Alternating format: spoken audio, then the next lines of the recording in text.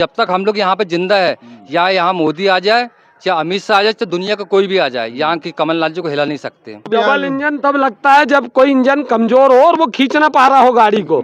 जब गाड़ी खींचती नहीं है ना डब्बे, तो डबल इंजन लगते। हमारे कमलनाथ जी इतना सक्षम इंजन है और चला के दिखाया 1.5 साल कि डबल इंजन हो ना हो, अकेला इंजन पूरी गाड़ी को खींच लेगा। तो कौन सा इंजन कमजोर है आपका, स्टेट वाला, सेंट्रल वाला? यहाँ पर मोदी जी का इंजन कमजोर है, इसलिए वो डबल इंजन बोलते हैं। उनको मध्य प्रदेश के इंजन पे भरोसा नहीं है। अरे क्यों डबल इंजन?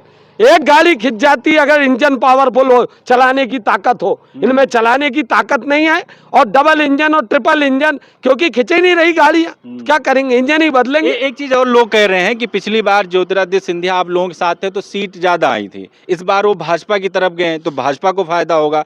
किस तरह से देख रहे हैं इसको आप? देखिए, जब वो कांग्रेस में थे तो हम कांग्रेस की बहुत सारी सीटें हार जाते थे उनके कारण।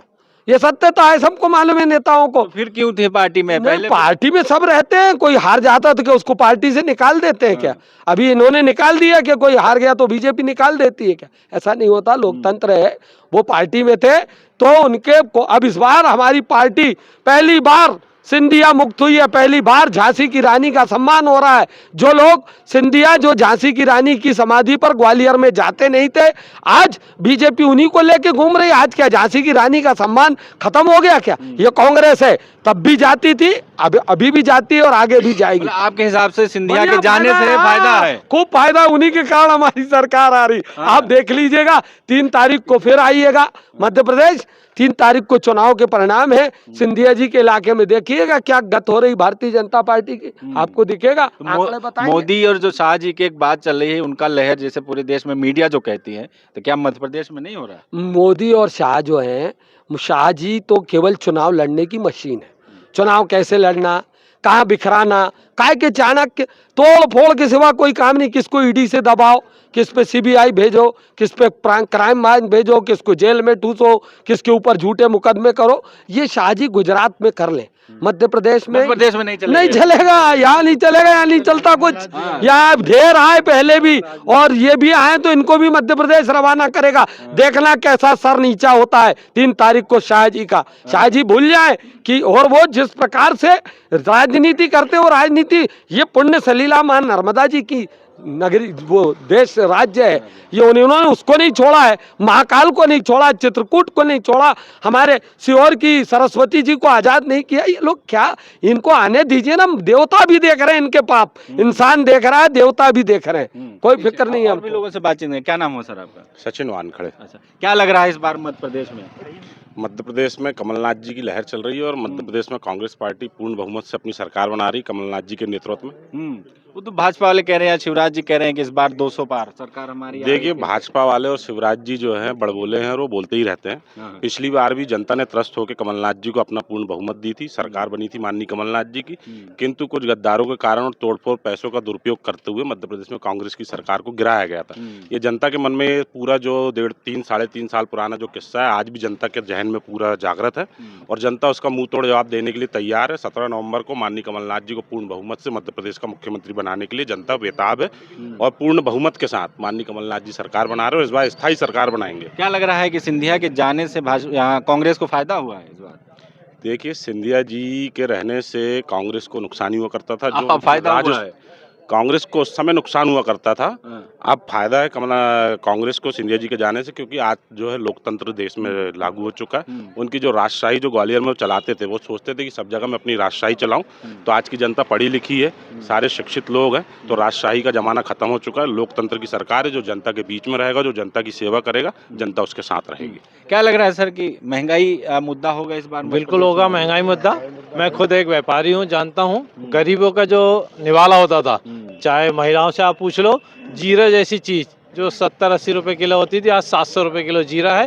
तुअर अरहर की दाल जो 60-70 रुपए किलो हुआ करती थी, वो 170 रुपए पहुँच गई। चावल का रेट आसमान छू रहे हैं, तेल के रेट, प्याज आज 80 रुपए किलो है। महंगाई तो खाने पीने की जो चीज़ें होती थी, गरीब जिससे अपना पेट भरता था, वही सबसे ज़्यादा महंगाई के रूप में आज इनके शासन में। कह रहे हैं पहले 1000 रुपए कमाते थे, अब 2000 कमा रहे हैं। जिस तो बड़ी है, अगर सैलरी बढ़ी है 10% तो महंगाई इन्होंने 40% बढ़ाया।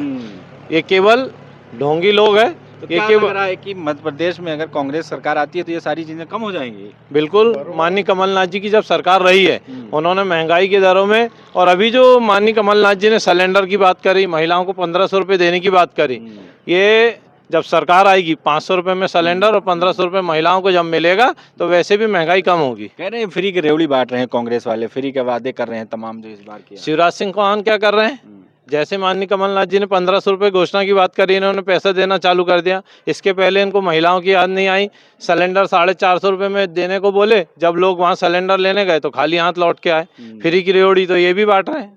तो इस बार क्या लग रहा है, कमल या कमलनाथ? कमलनाथ जी आएंगे, लगभग 150 सीट आएगी और पूर्ण बहुमत की सरकार रहेगी और पूरे 5 साल सरकार चलेगी। चलेगी, बढ़िया, बिल्कुल चलेगी। क्या नाम हो सर आपका, बताइए। जेरी प्रकाश। क्या लग रहा है इस बार? भैया इस बार तो कमलनाथ जी से लग रहा है। अरे शिवराज जी कह रहे हैं 200 पार। नहीं नहीं, शिवराज जी क्या बोलेंगे? शिवराज जी अरे ने जो मुख्यमंत्री हैं भाई वो। हाँ, मुख्यमंत्री है तो उसका मतलब ये थोड़ी मुख्यमंत्री बन के आए। वो कमलनाथ जी ने जो प्रोजेक्ट चालू करवाए थे, कईयों को बेरोजगार कर दिए शिवराज जी ने। हमारा प्रोजेक्ट बंद करवा दिए, हम बेरोजगार घूम रहे हैं आज की तारीख में। युवाओं को रोजगार दिया गया है कह रहे हैं। नहीं मिला तब मिला होता तो हम यहाँ होते। 58% लोगों को नौकरी मिली है, नहीं युवाओं मिली को। है, किसी को नहीं मिली। आप जाके पूछ लीजिए, किसी को भी हाँ। नहीं मिली है। तो आप उल्टा बेरोजगार में गिन रहे हैं अपने आप को। हाँ, बेरोजगार हूँ मैं, और उल्टा उनने बेरोजगार कर दिया है। अच्छा, नौकरी छीन ली। हाँ, सेंट्रल से नौकरी छीन ली है। ये खड़े हैं सेंटर वाले, इनसे सेंट्रल से नौकरी छीन ली है। आपकी भी नौकरी छीनी गई है? नहीं, एनजीओ सेक्टर में जो अच्छा। बीजेपी सरकार ने स्वयं से भी जितनी भी संस्थाएं उन पे चुन चुन के बाहर किया है, और विशेष धर्म आधारित जो एनजीओज हैं उन पे कटाक्ष किया उन्होंने। अच्छा, कम से कम 4000 के ऊपर एनजीओज को बंद कर दिया। मैं भी मतलब ये कह सकते हैं कि रोजगार तो देने की बजाय यहाँ रोजगार छीन लिया गया आप लोगों से। हम ही लोग का क्यों रोजगार छीना गया? एनजीओ का, पूरे एनजीओ का जो कमलनाथ जी ने चालू करवाया था वो आपको क्यों छोड़ना है? एफसीसीआई की तरफ से आपने ऐसा क्या कर दिया कि आप मतलब युवाओं को बेरोजगार कर रहे हैं? उसमें आपका क्या फायदा है? अच्छे दिन तो फिर कहाँ क्या आए अच्छे दिन? प्रदेश वालों हाँ? के। मध्य प्रदेश वालों के कहाँ अच्छे दिन आए? दिन आने वाले हैं। कमलनाथ जी जब मुख्यमंत्री क्या बन कह रहे जाएंगे, हैं, क्या कह रहे हैं फिर से? कमलनाथ जी जब मुख्यमंत्री बन जाएंगे तब अच्छे दिन आएंगे। मतलब 2014 जो अच्छे दिन चल रहे हैं वो नहीं पसंद आए आपको? 2014 से कौन से अच्छे दिन चल रहे हैं मैं आज तक समझ नहीं पाया हूँ। अपना मध्य प्रदेश में सबसे ज्यादा वैट है।